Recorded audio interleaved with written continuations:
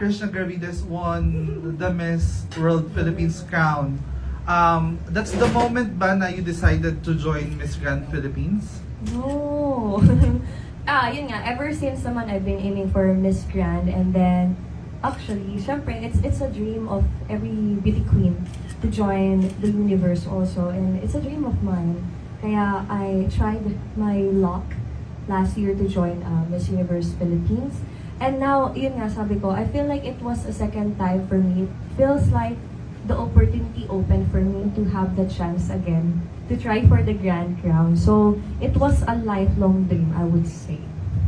So, Okay. matagal ko na siyang decision. Me and my team, actually. It was a collaborative decision, not only of me, but also the team. Kasi, I want them to be included in my decisions also. Kasi it will not be just me competing there. So, I want them to be included in all the decisions that I do also.